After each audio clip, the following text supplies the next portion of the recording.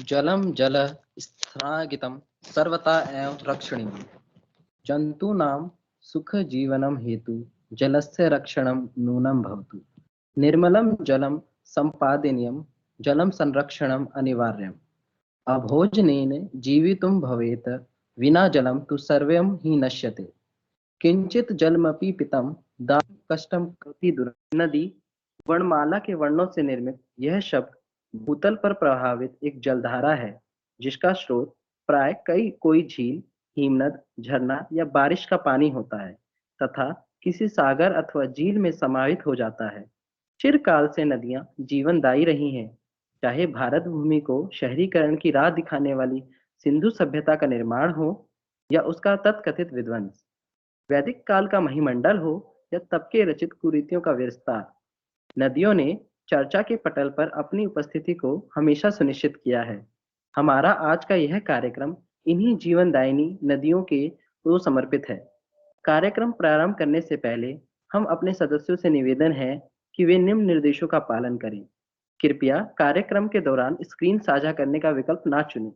हमारा सदस्यों से निवेदन है कि वो अपने प्रश्न चैट बॉक्स से पूछें अथवा रेज हैंड के माध्यम से वक्ता महोदय तथा महोदयों महोदया को अपने प्रश्न संबोधित करें। धन्यवाद। शुभम करोति कल्याणम आरोग्यम धन संपदा शत्रु बुद्धि विनाशाय दीपम ज्योतिर नमोस्तुते। मैं प्रणाम करता हूँ उस दीपक को जिसने अंधकार में लीन इस संसार को प्रकाशित किया। पंच तत्वों में से एक अग्नि प्रकाश का स्रोत है, जिसने हमारे जीवन से अज्ञानता, लोभ तथा ईर्ष्या के अंधकार को दूर कर हमारे जीवन को ज्ञान रूपी प्रकाश से प्रज्वलित किया। दीप प्रज्वलन का हमारे धर्म ग्रंथों में आध्यात्मिक एवं पौराणिक उल्लेख रहा है, जो विभिन्न युगों के ईश्वरीय अवतारों के काल क्रम से लेकर वर्तमान समय तक उसी निष्ठा और भक्ति के साथ चलता आ रहा है। दीपक का प्रकाश जीवन के संपूर्ण सम विषम परिस्थितियों में समन्वय तथा प्रकृति के अनुसार अनुसार संचालन का बोध स्पष्ट करता है। मार्गदर्शन की इसी आशा के संग चलिए हम अपने हृदय में ज्ञान का दीप प्रज्वलित करते हैं।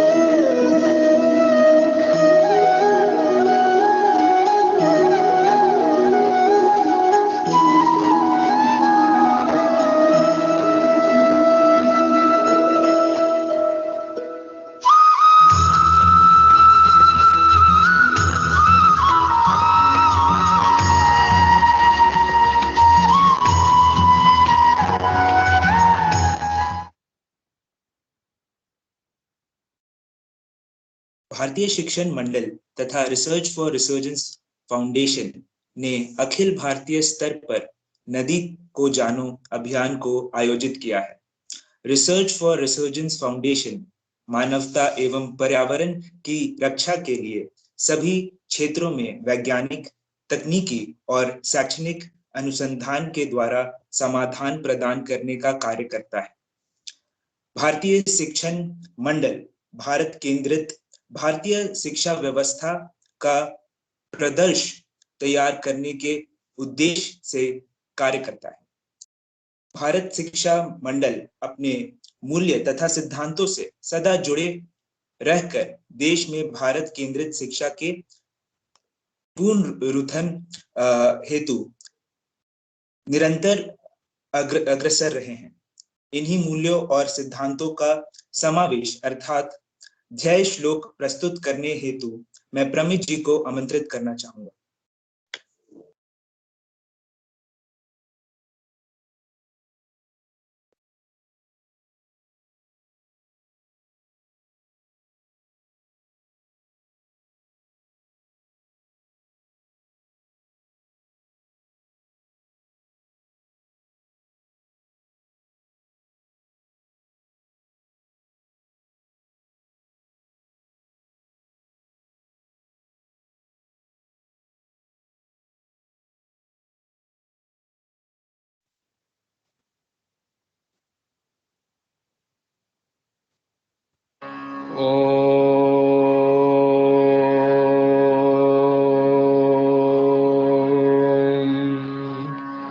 तत्कर्म यत्र बन्धाय सावेद्याया विमुक्तये आयासाय परं कर्म विद्यान्याशिल्पने पुण्यं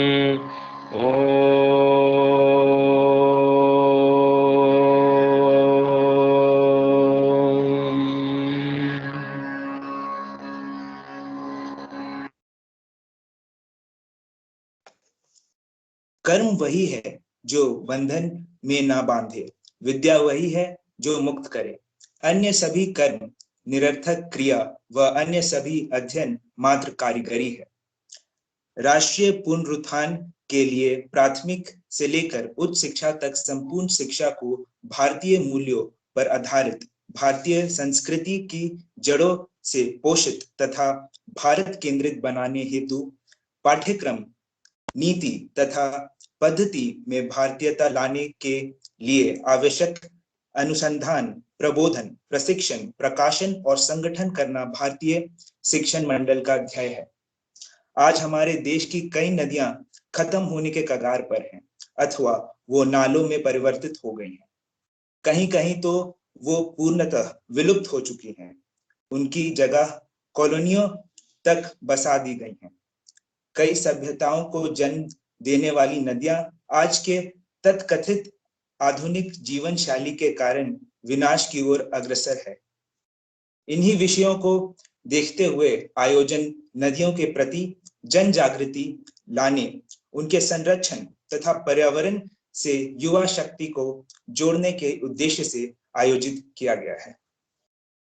जाकिर हुसैन दिल्ली कॉलेज, दिल्ली विश्वविद्यालय की ओर से मैं आर्यन अनुराग, आदरणीय प्रधानाचार्य जी प्रोफेसर संगीता पंडिता, माननीय अतिथि डॉक्टर प्रीति जगवानी, सह प्रमुख अनुसंधान प्रकोष्ठ, माननीय अतिथि डॉक्टर अमरजीत सिंह, सदस्य नदी को जानो अभियान, प्रतिष्ठित शिक्षकगण एवं समस्त छात्रगण का भारत शिक्षण मंडल दिल्ली प्रांत के सहयोग से IQAC के तत्वाधान में अरण्य, प्रकृति और पर्यावरण संगठन द्वारा आयोजित नदी को जानो कार्यशाला में आपका स्वागत करता हूं।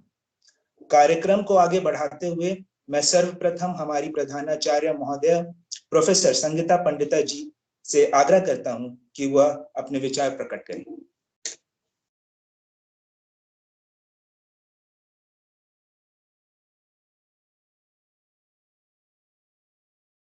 बहुत बहुत धन्यवाद। हमारे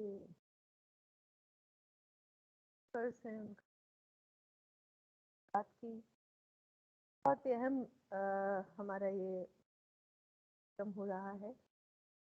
नदी की आपने व्याख्या की, नदी का बारे में बताया, थोड़ा सा हम शब्द और जोड़ेंगे कि देखिए नदी का हमारे जैसा आपने कहा कि संस्कृतियाँ जुड़ी हैं, तमाम संस्कृति सब नदियों से जुड़ी। उसके अलावा ये हमारे जीवन में बहुत बड़े बड़े संकेत, सिंबॉलिज्म जिसे कहते हैं, नदी रहा है। मसलन ये बहाव का प्रतीक, जीवन बहाव, ये गंतव्य का प्रतीक है। माने नदी will never stop, it will go on and on. तो उसे मालूम है कहाँ जाना है। So likewise, if we can take a lesson from the flow of a river, that we have to go towards our destination, whatever we choose it to be, बगैर किसी रुकावट के बहाव में रहें, जीवन बहाव का नाम है। तो वो एक बहुत बड़ा हमें मिलता है संकेत नदियों के बहाव से। उसके बाद उदारता, whatever, कभी नदी रोकती नहीं है अपने आप को किसी को कुछ देने से, हमेशा देती रहती है। It is also a symbol of fertility, richness of soil. सींचती रहती है उस जमीन को जहाँ से चलती है। तो एक बहुत बड़ा संदेश है हमारे लिए। वो निर्मल है, प्राकृतिक रूप से निर्मल है, उसमें वो क्षमता है खुद को साफ करने, सेल्फ प्यूरिफिकेशन जिसे हम बोलते हैं। वो एक साइंटिफिक प्रोसेस है, लेकिन self purification is something very special to rivers, अपने आप साफ करती है।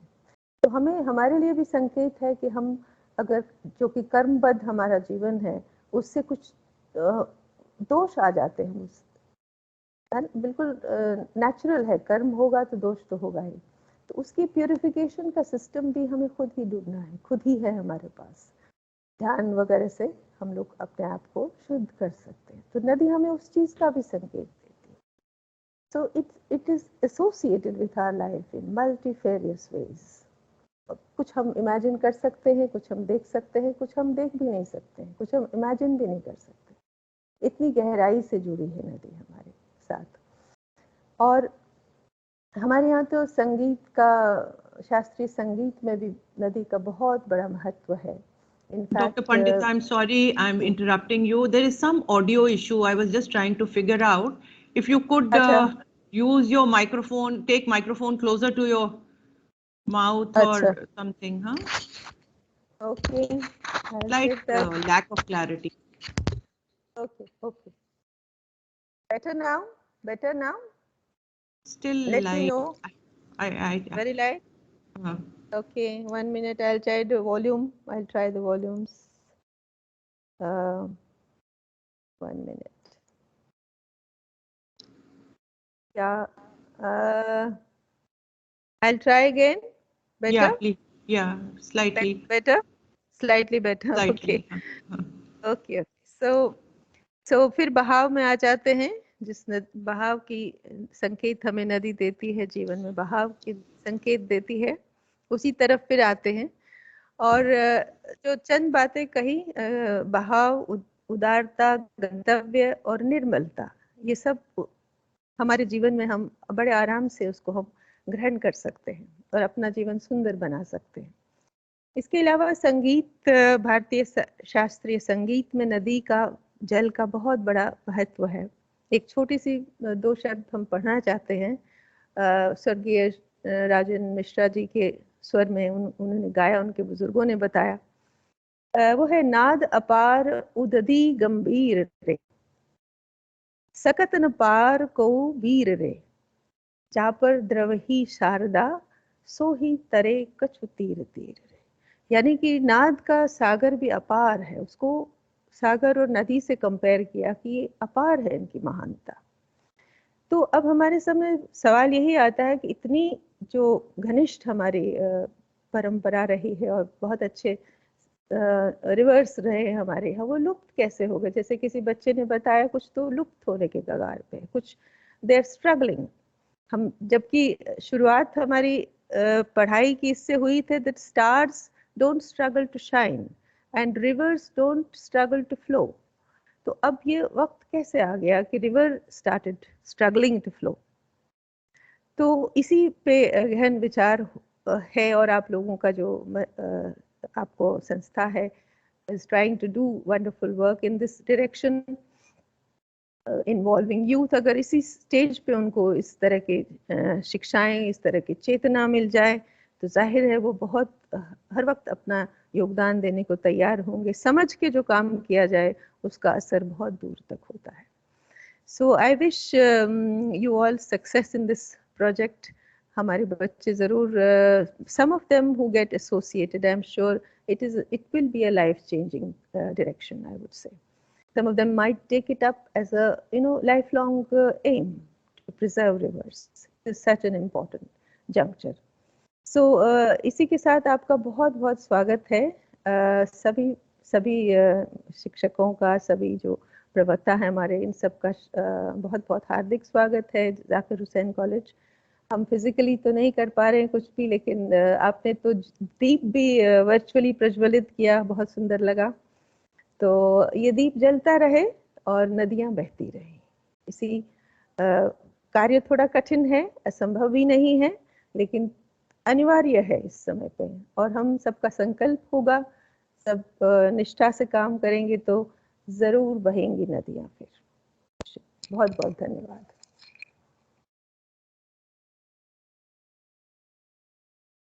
आज हमारे मध्य माननीय मुख्य वक्ता के रूप में डॉक्टर प्रीति जगवानी जी उपस्थित हैं। डॉक्टर प्रीति जगवानी आईआईटी दिल्ली की पूर्व छात्रा हैं। उन्होंने आईआईटी दिल्ली से एमटेक और पीएचडी की डिग्री प्राप्त की है। वर्तमान में वे आर्यभट्ट कॉलेज दिल्ली विश्वविद्यालय के कंप्यूटर विज्ञान विभाग में सहायक प्रोफेसर के पद पर कार्यरत हैं। उन्होंने 15 से अधिक वर्षों तक शिक्षा के क्षेत्र में अपनी सेवा प्रदान की है। उन्होंने स्प्रिंगर, IEEE और इंडर साइंस प्रकाशकों के साथ पेपर प्रकाशित किए। उन्होंने दिल्ली विश्वविद्यालय के इनोवेशन प्रोजेक्ट को भी सफलतापूर्वक पूरा किया है। वह कई प्रतिष्ठित सम्मेलनों के लिए एक समीक्षक के रूप में भी काम कर चुकी हैं और जापान और चीन में अंतर्राष्ट्रीय सम्मेलनों में अपने शोध पत्र प्रस्तुत किया है। वह वर्ल्ड एजुकेशन कांग्रेस द्वारा प्रतिष्ठित top 50 women in education leaders award 2019 की प्राप्तकर्ता हैं। वह कंप्यूटर विशेषज्ञ के रूप में national counselling for promotion of Sindhi language NCPSL से जुड़ी रही हैं। इस पहल के तहत उन्होंने सिंधी भाषा के संवर्धन के लिए कई वार्ताएं की हैं। मैं वक्ता महोदया से निवेदन करता हूं कि वह हमें नदी को जानो अभियान से भली भांति परिचय करवाएं। नमस्कार। अच्छे से एक प्यारे से इंट्रोडक्शन के लिए सबसे पहले तो आपका धन्यवाद करती हूँ। साथ ही साथ आभार प्रकट करती हूँ प्रिंसिपल मैम का। मैम प्रणाम। श्रद्धेय मंच, इस वर्चुअल मंच पर जितने भी फेलो टीचर्स, आरण्य सोसाइटी के कन्वीनर्स, NSS और NCC के कन्वीनर्स उपस्थित हैं, उन सबको मेरा प्रणाम और आभार प्रकट करती हूँ कि आज आप लोगों ने ये मंच दिया, जिस मंच पर आकर मैं इस महती जो हमने अपना प्रोग्राम शुरू किया है, जो अभियान हमने शुरू किया है नदी को जानो के नाम से, उसके बारे में कुछ विस्तार से हम कुछ बात कर सकें। इसके लिए सबसे पहले मैं आपको धन्यवाद देती हूँ। यदि मैं अपने इंट्रोडक्शन की बात करूं तो भारतीय शिक्षण मंडल में मैं अनुसंधान प्रकोष्ठ सह प्रमुख दिल्ली प्रांत के नाते कार्यरत हूं। उनका दायित्व है मेरे पास। भारतीय शिक्षण मंडल की बात करते ही जिस तरीके से जो नाम दिया गया है भारतीय शिक्षण मंडल, तो मैं ये कहूंगी कि भारतीय शिक्षण मंडल शिक्षा में भारतीयता लाने के लिए या शिक्षा में पुनः भारतीयता को प्रतिष्ठित करने में कार्यरत हमारा जो अखिल भारतीय संगठन है, वही है भारतीय शिक्षा मंडल। यहाँ पर मैं पुनः शब्द को रेखांकित करना चाहूंगी, बिकॉज पुनः की जब हम बात करते हैं, दैट मीन्स कभी हमारी शिक्षा में भारतीयता थी, वो शायद कहीं ऐसा लगता है कि खो गई है। तो पुनः भारतीयता लाने के लिए हम सब अपने तन मन धन से कार्यरत हैं। इसमें हम जब काम करना शुरू करते हैं तो हम 3 भारतीय मूल्यों पर आधारित बात करते हैं, जो है शिक्षा नीति, पाठ्यक्रम और पद्धति।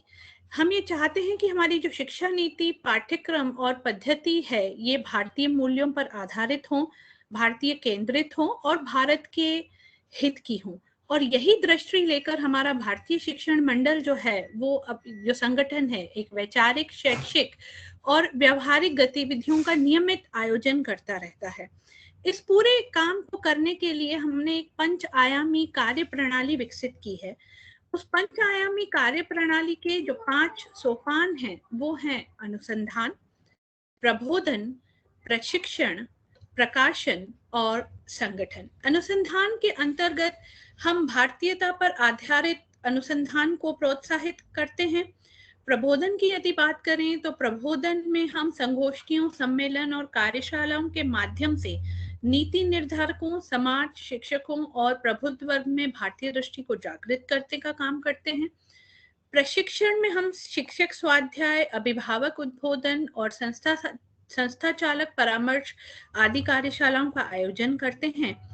प्रकाशन हमारी त्रैमासिक पत्रिकाएं प्रकाशित होती हैं, जो कि हिंदी, मराठी और अंग्रेजी में हैं। उसके साथ ही साथ हमारे पास देश के 27 राज्यों में भारतीय शिक्षण मंडल की इकाइयां हैं और शिक्षा में रुचि रखने वाले सभी लोगों के लिए हम साप्ताहिक मंडल तथा विषय के विशेषज्ञों के लिए अध्ययन समूह का गठन करते हैं, जो कि संगठन सोपान के अंतर्गत आता है। भारतीय शिक्षण मंडल की गतिविधियों की यदि मैं बात करूं तो गतिविधियों में हमारे पास 3 प्रकल्प हैं: महिला प्रकल्प, गुरुकुल प्रकल्प और शालेय प्रकल्प। साथ ही साथ 2 प्रकोष्ठ, शैक्षिक प्रकोष्ठ और अनुसंधान प्रकोष्ठ। एक आयाम जो कि युवा आयाम है, जिसमें युवाओं में राष्ट्रभक्ति के साथ ही राष्ट्र गौरव का भाव जागृत करने की बात हम करते हैं। युवाओं की प्रतिभा और उत्साह को राष्ट्र समर्पण हेतु तैयार करने के उद्देश्य से ही भारतीय शिक्षण मंडल ने युवा आयाम का प्रारंभ किया है। विभाग में हमारे पास प्रचार व संपर्क विभाग हैं और प्रकाशन विभाग भी हैं। ना जब मैं कहती हूँ कि हमारा जो संगठन है एक वैचारिक संगठन है, और इसी विचार को आगे बढ़ाने के लिए, जो कि विचार है शिक्षा में भारतीयता विचार को आगे बढ़ाने के लिए ही जो हमारा भारतीय शिक्षण मंडल है वो काम करता है, और इसी के लिए हम शैक्षिक और व्यवहारिक गतिविधियों का नियमित आयोजन करते हैं। इन्हीं शैक्षिक और व्यवहारिक गतिविधियों के नियमित आयोजन की श्रृंखला में, की कड़ी में यदि हम देखें तो अब हमारा जो कैंपेन है नदी को जानो, वो आप सब लोगों के सामने है। नदी को जानो की जरूरत हमें क्यों पड़ी, ये नदी को जानो क्या है, इसकी क्या इम्पोर्टेंस है, यदि हम इसकी बात करते हैं तो पुराने यदि ग्रंथों में आप देखें तो आसमान में हम कहते हैं कि हमारे पास 7 ऋषि हैं, भारद्वाज ऋषि, वशिष्ठ, विश्वामित्र, गौतम, अगस्त्य, अत्रि एवं जमदग्नि। ये ऋषि अपने भक्तों को आशीर्वाद देने के लिए आसमान में विराजमान हैं। उसी तरह पृथ्वी पर यदि हम देखें तो 7 नदियों की बात की जाती है, गंगा, जमुना, सरस्वती, नर्मदा, कावेरी, क्षिप्रा एवं गोदावरी, जो कि जनमानस के लिए सुख और समृद्धि का आधार है, और उन्हीं सुख और समृद्धि, जनमानस की सुख और समृद्धि के लिए ये निरंतर बहती रहती हैं। जब हम अपने स्कूल के दिनों में पढ़ाई करते थे तब सभी ने ये चीज पढ़ी होगी कि भारतीय संस्कृति में नदियों को माँ का स्थान दिया गया है, और प्राचीन मानव नदियों की महत्वता को जानते हुए उन्हें माँ के रूप में स्मरण करता था, और इन्हीं 7 नदियों के नाम का स्मरण करना वो अपना परम कर्तव्य समझता था। जब वो स्नान मंचन करता था, विधि विधान पूर्वक उनका पूजन भी करता था, और यह परंपरा कुछ हद तक यदि हम देखें तो वर्तमान में भी चली आ रही है। लेकिन इतनी महती हमारी यदि संस्कृति है नदियों के बारे में, तो इतनी महती संस्कृति होने के बावजूद भी कहना पड़ेगा कि ये बड़े शर्म की बात है कि आज हमें जन जागृति के लिए इस तरीके के कैंपेन्स के माध्यम से बात करनी पड़ रही है। इसका मतलब क्या है? इसका मतलब ये है कि हमारा वो जो भावनात्मक जो जुड़ाव है वो कहीं खत्म हो चुका है। नदियों के साथ हमारे व्यवहार में छल आ गया है। किस तरीके से छल आ गया है, इसका एक एग्जाम्पल मैं आपको देती हूँ। पहले के जमाने में एक धारणा हुआ करती थी कि देवताओं ने राक्षसों के राक्षसीपन को रोकने के लिए उस काल में जितने भी विद्वान जनमानस और राजा हुआ करते थे उनको बुला करके वो विचार विमर्श करते थे हर 12 साल में, और जिसमें विचार विमर्श में एक जो मेन जो पॉइंट होता था वो होता था नदियों की गंदगी और पवित्रता को अलग अलग रखने का। और इसी वैचारिक मंथन को इंसानी भाषा में हम कुंभ कहते हैं। यह कुंभ जो था वो नदियों के साथ सच्चाई और बुराई का निर्धारण करता था, नदियों के साथ नियम और नीति का निर्धारण करता था, और इस कुंभ का जो स्थान था वो इतना सर्वोपरि था कि एक वैचारिक मंथन 12 साल में आने वाले एक वैचारिक मंथन के रूप में ये बात होती थी। लेकिन आज यदि हम कुंभ देखें तो वो सिर्फ एक स्नान भर बनकर रह गया है। आस्था अभी भी बेशक जुड़ी हुई है, लेकिन मुझे कहना पड़ेगा कि पवित्रता नष्ट हो चुकी है, प्रशासनिक तामझाम का हिस्सा है, व्यवसाय का रूप ले चुका है, और कुंभ का मौजूदा विकृत रूप ये बता देता है कि हमने नदियों के साथ व्यवहार में हम किस तरीके से छल करते आए हैं, और अब किस तरीके से हम वो छल करने लगे हैं। हमारी संस्कृति, हमारी सभ्यता गवाह है कि कितने भीषण आक्रमण हमारी संस्कृति पे हुए हैं, कितने अत्याचार हुए हैं भारत के राजाओं पर, भारत के लोगों पर, कि लिखने वाले इतिहासकारों ने उसको एक मोस्ट प्रोमिनेंट या सबसे बड़ा जीनोसाइड जिसको कहते हैं हम, वंशनाश जिसको कहते हैं, वो कई बार हमारे साथ हुआ है। हमारी सभ्यता के साथ हुआ है। बट फिर भी यदि आप देखें तो हमारी सभ्यता और संस्कृति आज भी न केवल बची हुई है, न केवल सरवाइव कर रही है, बल्कि वाइब्रेंट होती चली जा रही है। इसके आधार की यदि हम बात करें तो इसका आधार कहीं ना कहीं आप पाएंगे कि हमारा जो नदियों के साथ संबंध है उसी पर कहीं ना कहीं आके रुकता है। किस तरीके से, मैं कोशिश करती हूँ समझाने की। जब हम बात करते हैं कि हम विश्व गुरु बनने की तरफ अग्रसर हैं, तो विश्व गुरु बनने की तरफ अग्रसर हैं, तो इसमें ये बात आती है कि हम तो अग्रसर हैं, क्या हमारी विश्व हमें विश्व गुरु के रूप में लेने के लिए तत्पर है, पर क्या हम तैयार हैं? मुझे लगता है हम अभी कहीं ना कहीं तैयार नहीं हैं। जैसे यदि आप देखेंगे कि इतिहासकारों ने लिखा था, जब हम हड़प्पन सिविलाइजेशन की बात करते हैं या प्री हड़प्पन सिविलाइजेशन की बात करते हैं, तो इतिहासकार अब सिंधु से पहले सरस्वती, मतलब सरस्वती सिंधु सभ्यता, ये जो टर्म है ये अब अपने आप में एक माना हुआ टर्म है जिसको कि विश्व पटल पर मान्यता मिल चुकी है। उसके बाद हम आते हैं, हम अपनी संस्कृति को कहते हैं गंगा जमुना सरस्वती। गंगा जमुनी सरस्वती की बात हम हमेशा करते हैं। साउथ की तरफ यदि हम चलें तो हमारे पास केरल में पेरियार नदी आती है, गोदावरी है, कृष्णा है और ऐसी अनेकों अनेक नदियां हैं। किसी डेटा की बात करूं तो लगभग भारत में 200 मुख्य नदियां हैं, लेकिन 10,934 के करीब छोटी बड़ियां सारी नदियां मिलाकर हैं। और इनका डेटा हम लोगों में से किसी के पास नहीं है। और हम ये क्लेम करते हैं कि हमारी जो सभ्यता है, जो हमारी संस्कृति है, वो गंगा जमुना से जुड़ी हुई है। और असल बात यह है कि उनको सहेज कर रखना तो दूर की बात है, हमारे पास डेटा तक नहीं है उनका प्रॉपर। हम सहेज कर क्या रखेंगे, हम क्या काम करेंगे उनके ऊपर। जीवन कहीं ना कहीं आप देखें आर्थिक रूप से, सामाजिक रूप से, सभ्यता संस्कृति के रूप से, ये चीज हम लोग कई वर्षों से पढ़ते आए हैं कि हमारा जो जीवन वो है वो नदी के साथ जुड़ा हुआ है। संचार के साधन के रूप में, संचार के रास्ते के रूप में नदी को लिया गया था शुरू में। इकोनॉमिक प्रोग्रेस की यदि हम बात करें वो भी कहीं ना कहीं नदी से जुड़ी हुई है। यानी कि हम ये कह सकते हैं कि जो जल है वो जीवन का महत्वपूर्ण आधार है।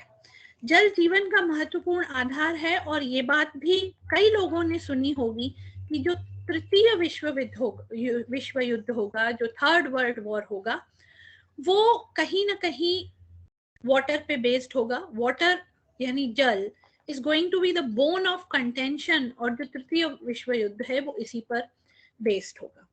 जून जुलाई की यदि बात करें, जून जुलाई 2020 की, तो चाइना में जल प्रलय आई थी। उसके बांध बनाने की वजह से, आप इंटरनेट पर भी देख सकते हैं, ये फैक्ट्स आपको मिल जाएंगे वहां पर भी, कि ब्रह्मपुत्र नदी पर जो कि शेयर करते हैं हम उनके साथ, उन्होंने इतने स्ट्रेटेजिकली बांध बना के रखा हुआ है कि वो चाहे तो हमारा पानी रोक सकता है या हमें जलमग्न कर सकता है, विशेषकर भारत के उत्तरी क्षेत्रों को यदि हम बात करें तो। द्वितीय विश्व युद्ध पे यदि हम क्रम की बात करें, द्वितीय विश्व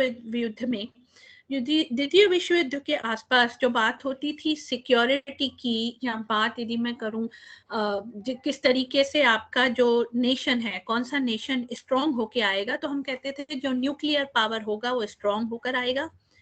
फिर चलते चलते हम बात करने लगे 1990s के पास या 2000s में कि इंटरनेट, जिसने साइबर स्पेस पर जिस देश ने कब्जा कर लिया, वो बात करेगा अपनी शक्ति की और वही सबसे शक्तिशाली होगा।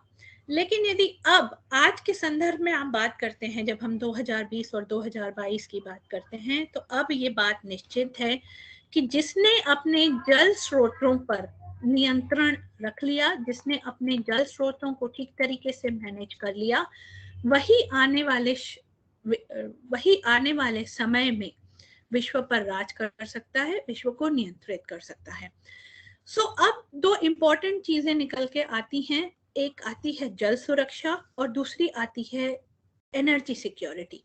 एनर्जी सिक्योरिटी और जल सुरक्षा दोनों ही कंट्री की सिक्योरिटी से रिलेटेड हैं। किस तरीके से मैं बताती हूँ।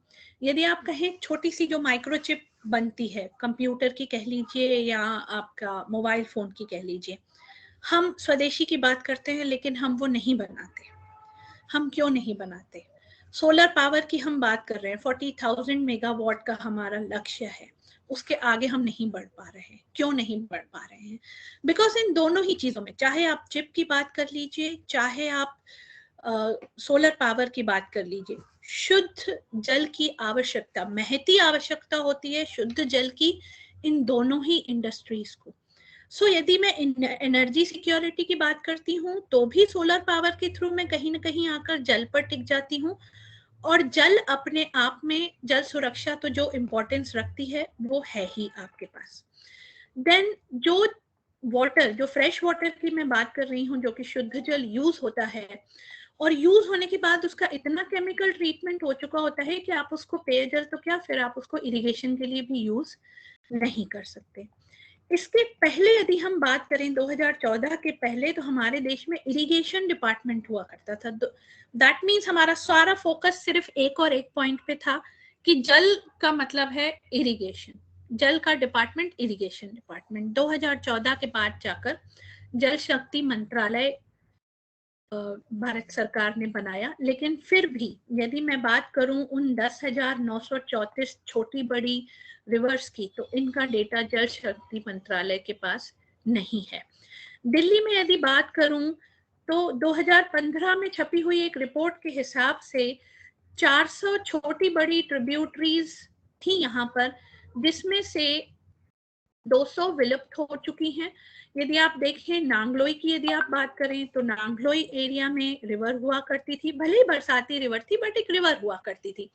अरबिंदो मार्ग के अराउंड एक वाटर स्ट्रीम फ्लो करता था लोधी गार्डन से के पहले, यदि आप देखें खैरपुर विलेज के आसपास, तो वहां पर भी एक नदी हुआ करती थी। और आज यदि हम जाकर देखें इन सारी नदियों को या इन सारी वाटर बॉडीज या स्मॉल स्ट्रीम्स की यदि हम बात करें, तो हमें किसी का ये सारी विलुप्त हो चुकी है। सो हमारा जो नदी का जानो प्रोग्राम है या जो नदी का जानो कैंपेन है, वो सिर्फ एक छोटी सी कोशिश है आजकल के स्टूडेंट्स को, आजकल के बच्चों को, आजकल के युवा को, कि वो चिंता न करें। चिंता जबकि जब हम बात करते हैं तो वो समस्या पे विचार होता है, चिंता न करें बल्कि चिंतन करें, मतलब समाधान पे विचार करें। सो भारतीय शिक्षण मंडल ने RFRF के साथ मिलकर ये सोचा कि क्यों ना हम इस नदियों के डेटा को इकट्ठा करने के लिए क्राउड सोर्सिंग की बात करें, यानी कि छोटे छोटे हम ये कहें कि वानर सेना की ताकत से जिस तरीके से पुल बनाया गया था, जिस तरीके से पुल बना दिया गया था समुद्र पर, वैसा ही कुछ बड़ा कार्य करें, लेकिन इसमें जो हमारी जो ताकत है वो क्राउड सोर्सिंग है। सो नदी को जानो इस कंपटीशन का एक पार्ट है, जिसमें हम ये चाहते हैं कि बच्चे और पार्ट लेने वाले जो लोग हैं वो आगे आएं और भावनात्मक रूप से जाकर नदी के साथ जुड़ें, भावनात्मक रूप से जुड़ें। और इसीलिए ये हमने कहा है कि वहां पर जाकर के, अभी आपको एक टेक्निकल एक्सपर्ट और थोड़ा अच्छे से समझा देंगे, ये हमने कहा है कि वहां पर जाकर आपको लैटिट्यूड लॉन्गिट्यूड ले करके और वहां से आपको डेटा अपलोड करना है, उसका latitude longitude. So basically idea यही है कि वहां जाएं, उसकी दशा दुर्दशा देखें और उससे एक भावनात्मक जुड़ाव हो कि देखिए मेरी माँ की कुछ इस तरीके की स्थिति है, और यहीं से एक ज्वाला सी जगे कि हमें अपनी संस्कृति और सभ्यता को पोषित करने वाली नदियों की रक्षा करनी है।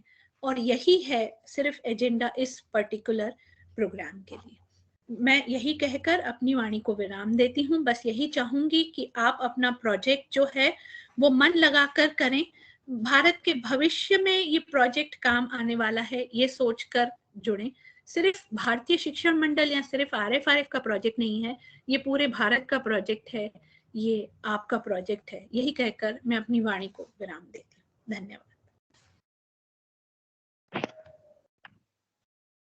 पंच तत्व का दूसरा महत्वपूर्ण तत्व जल का अणु से लेकर विशालकाय जीवन चक्र में महत्वपूर्ण योगदान है। फिर चाहे वह प्रकाश संश्लेषण की प्रक्रिया हो या जैविक शरीर का संतुलन, जल की भूमिका अद्वितीय है। वर्तमान में अक्सर जल का स्रोत अर्थात नदियां दयनीय स्थिति की ओर अग्रसर हो चली हैं, जिसका सबसे बड़ा कारण समाज की नदियों को प्रति उदासीन होना है। इस समस्या को प्रधानता देते हुए माननीय शिक्षा मंत्री श्रीमान धर्मेंद्र प्रधान जी ने 25 जुलाई 2021 को नदी को जानो ऐप लॉन्च किया। इस ऐप का उद्देश्य भारतवर्ष के समस्त नदियों की जानकारी एकत्रित करना है। यह पहल रिसर्च फॉर रिसर्जेंस फाउंडेशन की शोध का एक हिस्सा है। यह ऐप नदियों के भूगोल, जल स्तर और प्रदूषण के स्तर की जानकारी को संकलित करेगा, जिसे भारतीय मूल का कोई भी व्यक्ति अपलोड कर सकता है। ये अभियान समाज और युवा पीढ़ी के नदी संबंधित अल्प ज्ञान के तटों का विस्तार कर उन्हें नदी रूपी मुख्यधारा से जोड़ेगा। इस अनुप्रयोग की अधिक जानकारी देने हेतु आज हमारे मध्य तकनीकी विशेषज्ञ डॉक्टर अमरजीत सिंह जी उपस्थित हैं।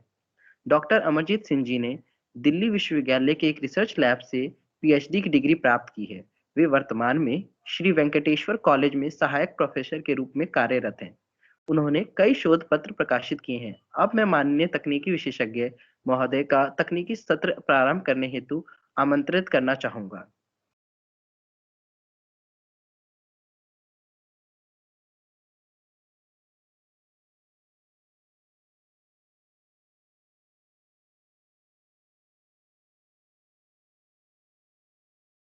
आप अनम्यूट कर लें doctor Amarjeet. Yes. So, first of all, I would like to say thank you to respected principal ma'am and all the members of this Nadi Ko Jano workshop for inviting me as a technical expert for in this informative and valuable workshop. So today I am here for the live demo of this website, that how the students will enter the data related to the rivers. Okay, so now I am going to share my screen. So if some of you want to do this data entering simultaneously, so some of you can also start that you can enter the conference BSM. Just wait, I am sharing the entire screen.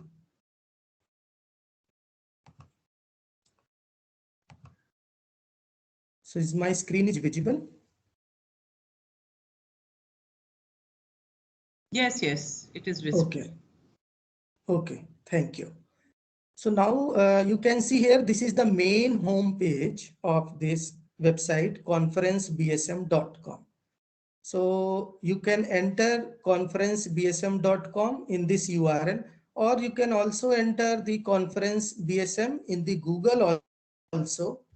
So like here, if I will enter the conference BSM. Here you can see the first website, conferencebsm.com, RFRF, that is the short form for Research for Resurgence Foundation. So this is the main website. Now you can see here the detail. So registration is already closed and the data submission last date is 31st March 2022. So you can submit your data related to the rivers till 31st of March. Okay. Now here, if you will see the username and password. So here I am entering my username and password. Okay. Here you can see the forgot password option is also available. यहाँ पर अगर कोई भी student अपना password भूल गया है तो वो फॉरगेट पासवर्ड करके भी अपना पासवर्ड जनरेट कर सकता है.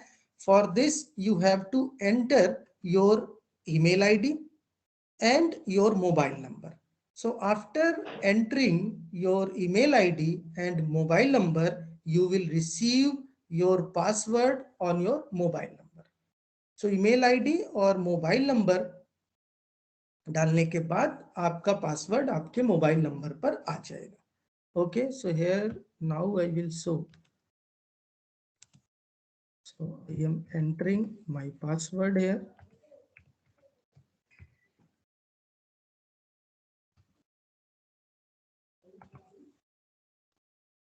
Now you can see that this is the profile. This is the profile of your account. Okay. So here you can see that there is option send OTP. Okay, the blue color option is here, send OTP option is here. So this is the option for updating your profile.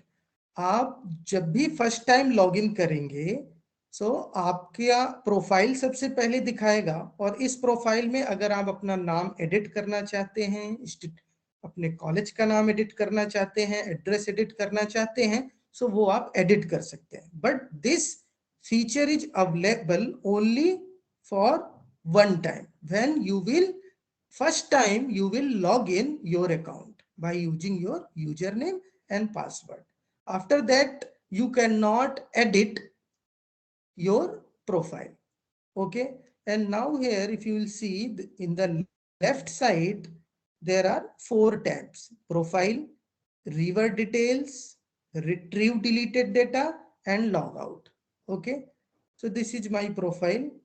So my profile is okay. I don't want to update here. So directly I am going to revert details.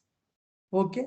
In the revert details, if you will see, there are 4 tabs are there: add, edit, view, and delete. Okay. So first of all, I will tell you how to add the data related to any river. Okay. So suppose if any student want to study about Yamuna River. I am taking the example of Yamuna River because we are here in Delhi. Okay, in Delhi there is Yamuna River is there. So we all know that Yamuna River originates from Yamunotri, Uttarakhand. Okay, and from Uttarakhand it reached to this very famous shrine in Himachal Pradesh, Paonta Sahib. Then Paonta Sahib se Yamuna River, it comes in Haryana in Yamunanagar district, जहाँ पर हथनी कुंड बोलते हैं, और फिर हथनी कुंड से Yamuna Nagar canal और एक western Yamuna canal और ईस्टर्न यमुना कैनाल है. And finally if you will see that Yamuna river enters Delhi at near about Palla village, that is situated 15 kilometer upstream of Wazirabad barrage. So I will show you one map. So this is one map, okay, map of Delhi, and here if you will see that this is the Wazirabad barrage. Okay, so there is no any dam on the Yamuna river in Delhi. There is barrage is there like Wazirabad barrage, IP barrage. Okay, so first of all you have to decide that you which stretch of the river you want to study, कि आप river का कौन सा stretch study करना चाह रहे हैं. जैसे कि कुछ स्टूडेंट्स अगर हरियाणा में हैं अभी, तो वो हरियाणा में जो यमुना रिवर का स्ट्रेच है उसको ले सकते हैं. ठीक है, जो हथनी कुंड के पास वाला है वहां पर भी बैराज है.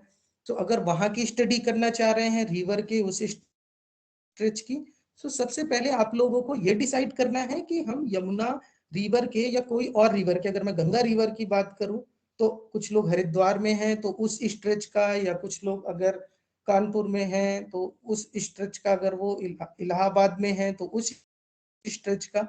सो आपको सबसे पहले ये डिसाइड करना है कि आप 40 किलोमीटर और 50 kilometre, so which stretch of river you want to study. So first of all you have to decide. So here as an example I will take this stretch that is starting from this Wazirabad barrage से लेके और ये IP barrage होते हुए Okhla barrage तक. So Wazirabad barrage से Okhla barrage तक, you will know that this Yamuna river in Delhi, this is around 48 kilometer.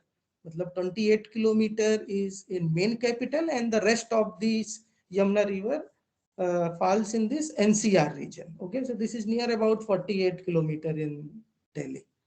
So we will take, I will take this stretch Wazirabad. Okay, so I will enter here the name of the river Yamuna, state Delhi, district. Okay, like here I am taking this Wazirabad, so North Delhi. If taluka is, अगर किसी state में तालुका है तो आप लोग तालुका का भी नाम यहाँ पर एंटर कर सकते हैं. Then village, town, city. So I will enter Delhi. Okay, then river is entering from. Okay, so here I will type Wazirabad से लेके और जो ओखला वाला स्ट्रेच है यमुना रिवर का, उसके बारे में डेटा आप अपलोड करना चाह रहे हैं. So this you can see here the river details added successfully. Okay, fine. Then you will see the next portion, that is the location coordinates. So here you can see that the latitude and longitude. So it has come automatically.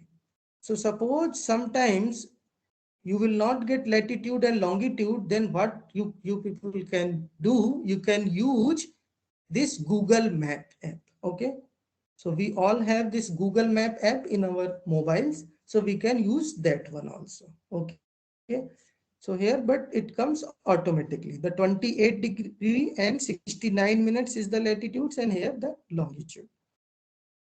Then you have to upload the 3 photographs that are related to the rivers. So आप लोग क्या कर सकते हैं, that should you have to visit near the river.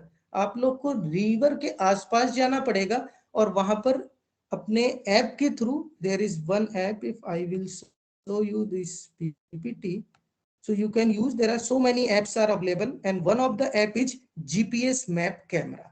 ये GPS map camera app की help से you can take 3 photographs, okay, of rivers. और जैसा कि सपोज पॉल्यूशन ज्यादा है कहीं पर रिवर्स के स्ट्रेच में, so you have to try to focus those photos कि यहाँ पर पॉल्यूशन वाली फोटो, सो दैट उससे रिलेटेड जो इंफॉर्मेशन है वो भी नीचे कॉलम है उसमें हम लोग एंटर कर सकते हैं. So it will be better if you will take that photos which will show that there are some pollution and okay. So you have to upload 3 photos and that photos should be geotagged. Okay, geotagged photos hone chahiye. And for this you can use this type of app, GPS map camera, and there are other apps that are also available. Okay, so here you can upload 3 photos, and photos, the size of photos that should be between 5 MB to 7 MB. It should not be more than 7 MB. So there are 3 photos. So I am not like here I have photos. So it will take time if I will upload the photos, 3 photos. So that's why I am just showing you that you can upload, and that photos should be in JPG or JPG format. Fine. Now here if you will come to in this portion, that is the information of the river from literature like books, magazines, website and online. So the length of the river that you are talking, suppose I am taking the 12 kilometer stretch of the river. Okay, so the length of the river is 12 kilometer from this Wazirabad to Okhla, and various names by which river is known. So this Yamuna river is known as Kalindi also and Jamuna also. So you can type the names. So all these information you can get in any books also. Books में भी अगर आपको मिलती है, magazines में मिलती है, website में मिलती है, या किसी गवर्नमेंट की कोई रिपोर्ट है जो पब्लिश हुई है, स्टेट गवर्नमेंट की कुछ रिपोर्ट है या सेंट्रल गवर्नमेंट की, so you can enter here. Okay. Now here if you will see perennial or seasonal. So perennial when the water flows throughout the year, so that river is perennial. So Yamuna river is ever perennial. कुछ reverse ऐसी भी हैं जिनके बारे में अभी doctor प्रीति जगवानी जी ने बोला कि बहुत सारी ऐसी रिवर्स थी या कुछ रिवर का स्ट्रेस था जो कि विलुप्त हो गया है. सो उसके बारे में भी आप लोग यहाँ पर एंट्री कर सकते हैं उस डेटा के बारे में. अगर वो डेटा आपको कहीं मैगजीन से मिलता है उस रिवर के बारे में या किसी बुक से मिलता है, तो उस रिसोर्स के थ्रू आप इसको डेटा को एंटर कर सकते हैं. So here Yamuna river is the perennial, and if suppose month name, so in the month name you have to enter January to December. Why? Because this is perennial river. अगर आपकी वो seasonal river है, मतलब कि जब rainy season होता है तभी वो रिवर वहां पर बनती है, सो उसके लिए आपको मंथ लिखना पड़ेगा कि from June to August. So now this we are taking as an example the Yamuna river. So this is perennial January to December. So and you have to click on this link add also. Okay, so after adding this information you can also delete. So there is also option of delete. So again you can enter. Then if there is any religious or archaeological structure, if this is located near the river, suppose if I will talk about in the religious, so here in Delhi there are Akshardham in this NCR region, so I can fill it, the Akshardham in the religious, okay. Or if there is any archaeological structure is present near that stretch of river, so you can enter that also, like I can enter the old fort, so you can also add that information also. And the very important, the references. So whatever the information you are entering here, like perennial, seasonal, or any religious and archaeological structure, so whatever information you will collect from any books or magazines or any website, so you have to add the references also. Okay, like here, if suppose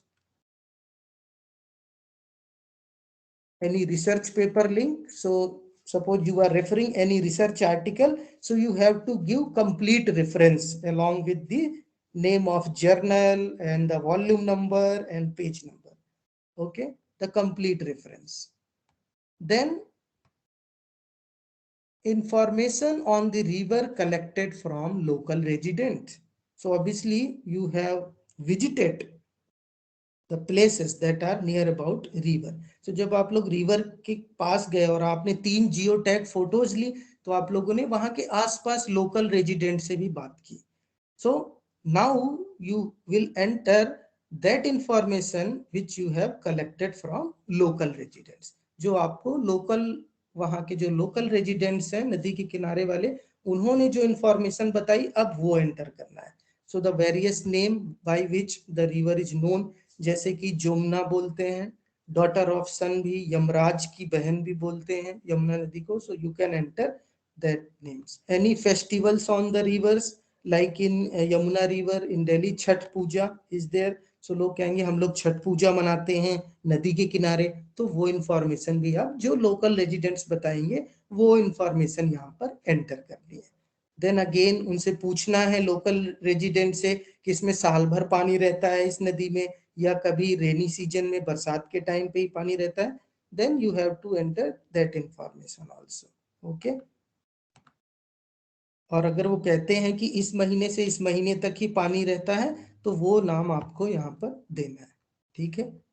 then same वही religious and archaeological structure, जो भी वो local residents बताएंगे कि यहाँ पर इस नदी के पास ये रिलीजियस स्ट्रक्चर है और ये आर्कियोलॉजिकल स्ट्रक्चर है, then you have to enter that information also, and you can add and then you can delete also.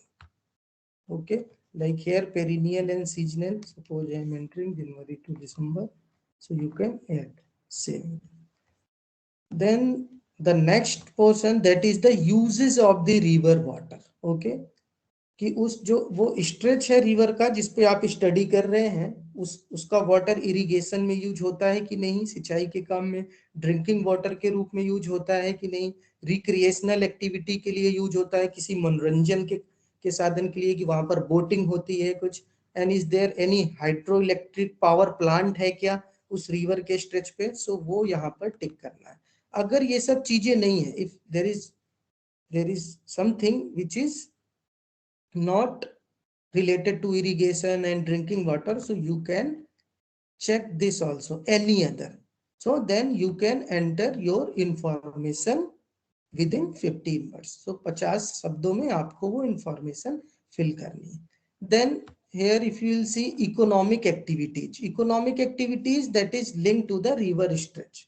Okay, economic activities में suppose fishing हो रही है या any boating भी हो रही है, so that is related to your economic activities. Okay, then we will come to this pollution aspect of the river. So here you can see the visible color of the water. Okay, so we have designed this option because if there will be any more points, okay, in the river, or there will be any eutrophication will be there. So that's why we have given this gray color, dark color, muddy color. अगर कुछ color exactly इनके options में fit नहीं हो रहा है, तो इनके नियर अबाउट अगर वो कलर है then you can fill that also. Okay, suppose there is too much algal bloom, बहुत ज्यादा एल्गी हो गई है वाटर में रिवर के उस पोर्शन में, so you can enter the green colour is there. सो जो तुम्हें जैसा कलर दिखेगा उस रिवर स्ट्रेच का वो लिख यहाँ पर एंटर करना है.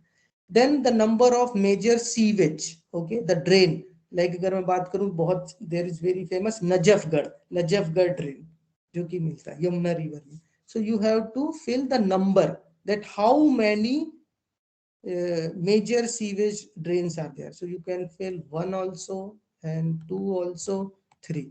जितने भी होंगे ड्रेन्स जो उस रिवर्स में डिस्चार्ज हो रहे हैं उस रिवर के स्ट्रेच में वो देने.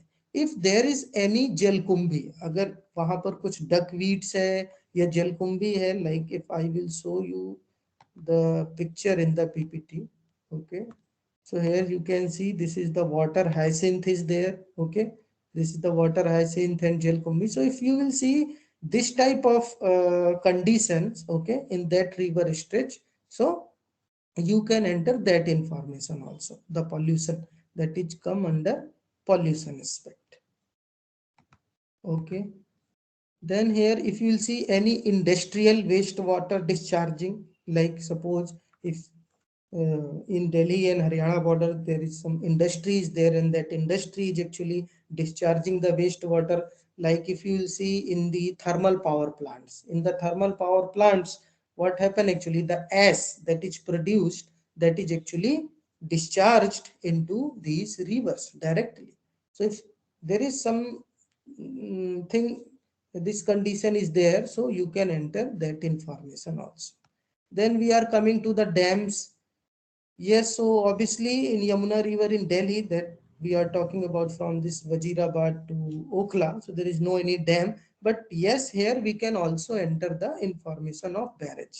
Okay, Wazirabad barrage hai, Okhla barrage hai, there are around 10 to 11 barrages there. Okay, Wazirabad barrage se bhi water supply hoti hai Delhi mein, so you can enter that. And here if you see the upstream or downstream, okay, like if we will talk about कि जो Yamuna river आ रही है Yamunanagar district से हरियाणा की और फिर वो enter कर रही है, तो जब वो दिल्ली में एंटर कर रही है तो जो वजीराबाद के ऊपर, मतलब अगर हम बात करें कि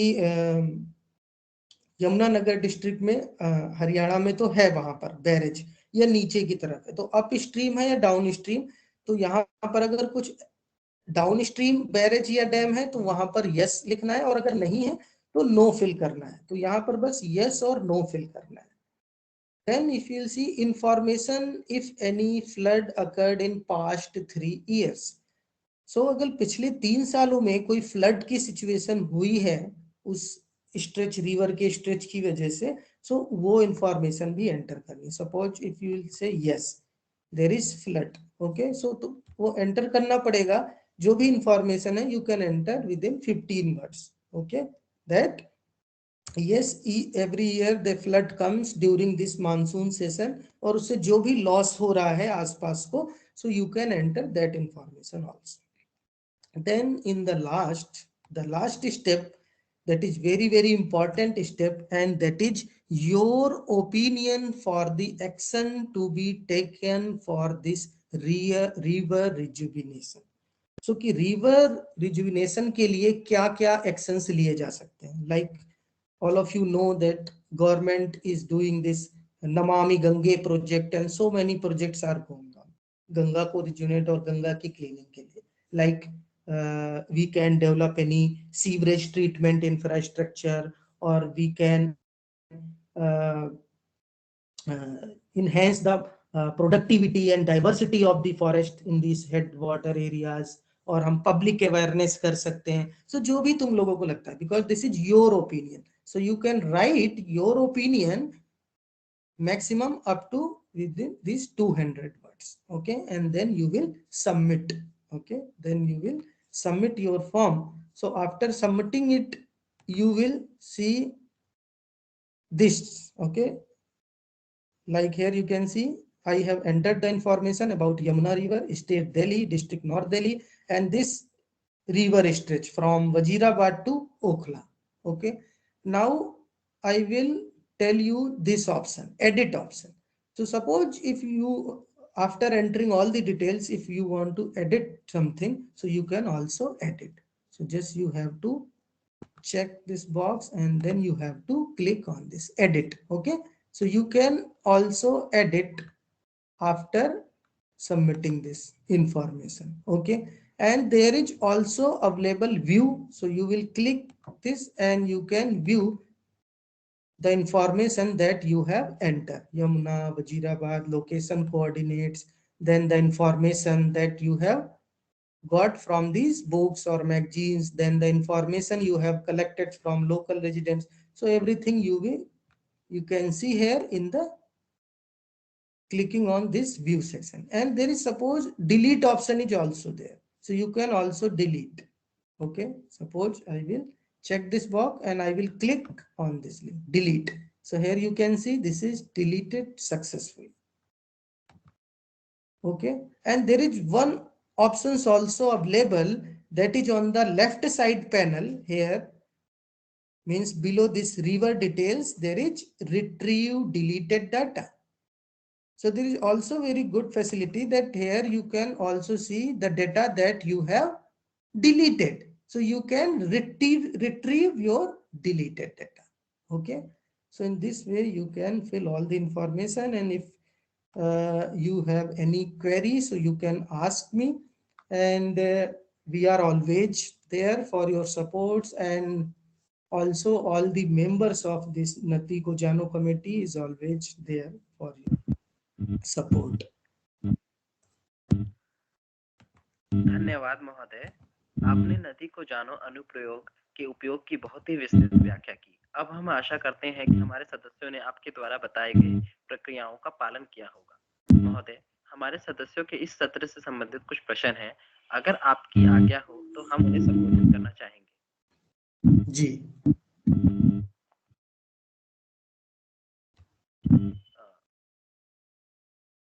Some members, while registering, got the pop-up that they are already registered, but with forget password, it showed that they are not registered. How are they supposed to log in? Okay, so by forget password option, they are not getting their password. So yes, for this, we will contact to our technical team. Okay, and we will also share the mobile number and email ID of technical team who is handling this website, so you can contact to them. Technical expert की team का mobile number और email ID साझा कर दिया जाएगा, तो जिन बच्चों के पासवर्ड में ये प्रॉब्लम आ रही है, सो वो मेल के थ्रू कम्युनिकेशन हो जाएगा और उनके पासवर्ड दोबारा से फिर जनरेट हो जाएंगे। Thank you, sir. Sir, there is one more question. What effective measure can we take regarding the unchecked discharge of industrial water into the rivers, leading to the harmful foam accumulation? सबसे पहले तो हमें यही try करना है कि जो हमारा जो भी इंडस्ट्री से वाटर निकल रहा है, वेस्ट वाटर, सो उसके लिए हम ट्रीटमेंट प्लांट लगाएं। जो भी हमारी इंडस्ट्री है उसके लिए it should be compulsory that कि वेस्ट वाटर को ट्रीट करने के बाद ही वो डिस्चार्ज करें। Thank you sir. सर, एक प्रश्न और है, क्या जियो टैग इमेजिंग हेतु क्या हमें किसी विशेष ऐप का प्रयोग करना होगा? यस, जो ऐप मैंने दिखाया था, there are wiki maps, there are so many apps are available, like I have already shown you this app, the GPS map camera. This is one of the app that you can use. So you can download this app from this Google Play Store. धन्यवाद sir. एक अन्य प्रश्न ये है कि नदी को जानो ऐप द्वारा एकत्रित सूचना का हम अपने जल संसाधन के सुधार हेतु किस प्रकार प्रयोग कर सकते हैं? जल संसाधन हेतु हम लोगों के लिए ये जो डेटा कलेक्ट हो रहा है, जैसे कि मैंने बताया कि जब यमुना रिवर हरियाणा यमुना नगर की तरफ से दिल्ली में एंटर करती है, तो वो बहुत ही ड्राई कंडीशंस में होती है। तो मॉनसून के टाइम पे अगर हम देखें कि जून के आसपास वो बहुत ड्राई कंडीशंस में होती है रिवर। सो अगर कहीं पर वाटर बहुत ज्यादा पॉल्यूटेंट्स आ रहे हैं और कैसे हम फिर से रिवाइव कर सकते हैं, जैसे कि अभी बात चल रही है कि बहुत सारी जो हमारी वाटर बॉडीज हैं उनको हम कैसे रिवाइव कर सकते हैं, और उसके लिए भी बहुत जरूरी है, क्योंकि अभी लास्ट मंथ दिल्ली गवर्नमेंट ने भी बोला है कि लगभग 9 to 10 जो वाटर बॉडीज हैं, जलाशय हैं दिल्ली में, उनको रिवाइव करने के लिए दिल्ली गवर्नमेंट एक प्लान बना रही है। सो जो ये डेटा है इससे हमें ये भी पता चलेगा कि किस तरीके से जो वाटर में जो पॉल्यूटेंट्स आ रहे हैं और कहाँ पर जो हम मैन मेड जो एक्टिविटी है, जो हम लोगों की वजह से जो प्रॉब्लम्स आ रही है नदी में, कि हम लोग बहुत ज्यादा दोहन तो कर रहे हैं नदी के जल का, लेकिन उसको को हम संचय, जो अगर हम बात करें कि वाटर कंजर्वेशन की तरफ ध्यान नहीं दे रहे हैं, तो उससे एक तो इस अभियान के माध्यम से एक लोगों में जन जागरण का भी होगा कि कैसे नदियों में हमारा जल सूखता जा रहा है, तो एक पब्लिक अवेयरनेस भी होगी, तो उसकी हेल्प से भी हम लोग वाटर कंजर्वेशन की तरफ लोगों को मोटिवेट कर सकते हैं। धन्यवाद सर। अब समय सीमा हेतु हमें ये यहीं पे विराम देना होगा। बाकी अन्य प्रश्नों को हमारे आयोजन दल जल्द ही उद्घोष उदय अस्ते किसी भी कार्यक्रम की नियमित परिभाषा है। यहाँ उपस्थित अतिथिगण हमारी प्रिय प्राचार्य प्रोफेसर संगीता पंडिता जी, हमारी मार्गदर्शिका एवं संयोजिका डॉक्टर रत्नम कौल वट्टल एवं हमारे ऊर्जावंत सहपाठी, सर्वप्रथम आप सभी का धन्यवाद। आज कार्यक्रम की शुरुआत वैदिक काल की महिमाओं से सिंचित धैर्य श्लोक से हुई, जिसकी करतल ध्वनि ने संपूर्ण कार्यक्रम को जीवंत रखा। प्राचार्य के वक्तव्यों ने कार्यक्रम की धारा को नया मार्ग दिया। उनकी उपस्थिति हमारी ऊर्जा का एक अनुकूल स्रोत है। वक्ताओं के शब्दों ने हमें नदियों की जीवन शैली की बारीकियों की ओर ललायित किया। हमारे देश का उच्चतम सेवा संस्थानों में नदियों को सजीव मानने की पैरवी होती आई है। गंगोत्री से जन्मी गंगा की अविरल धारा हो या पश्चिम को सींचने वाली नर्मदा, सिंधु का प्रखर इतिहास या ब्रह्मपुत्र की व्याख्या, सब इसी की दुहाई देते हैं कि वो सजीव हैं। आज के वक्तव्यों ने हमें इस क्षेत्र में जागरूक और जिम्मेदार बनने की प्रेरणा दी।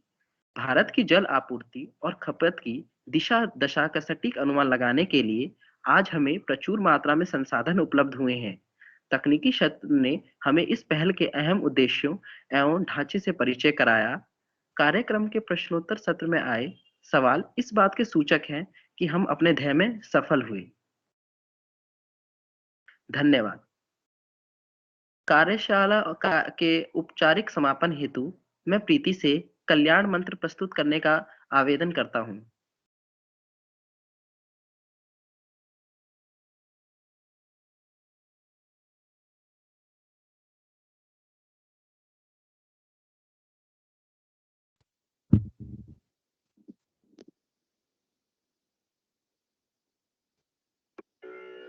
नमस्कार, प्रस्तुत है कल्याण मंत्र।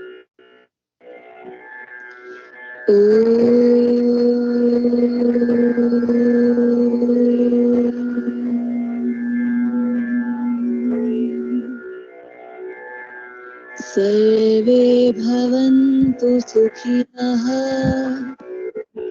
सर्वे सन्तु निरामयाः, सर्वे भद्राणि पश्यन्तु नः, कश्चित् दुःखभाग् भवेत्।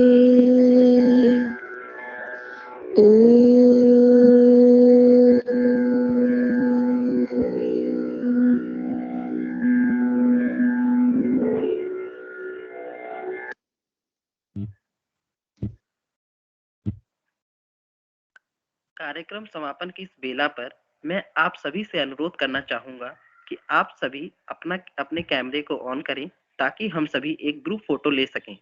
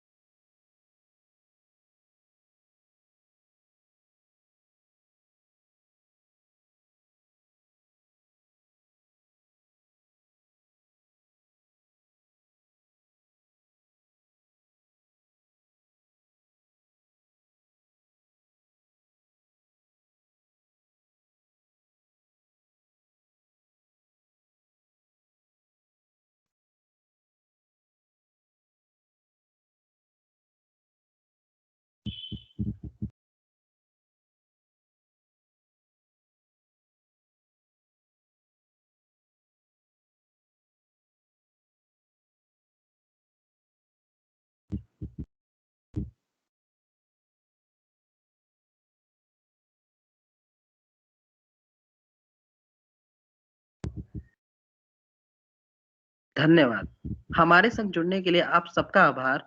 हम आशा करते हैं कि आपका दिन मंगलमय हो। धन्यवाद। सभी को नमस्कार।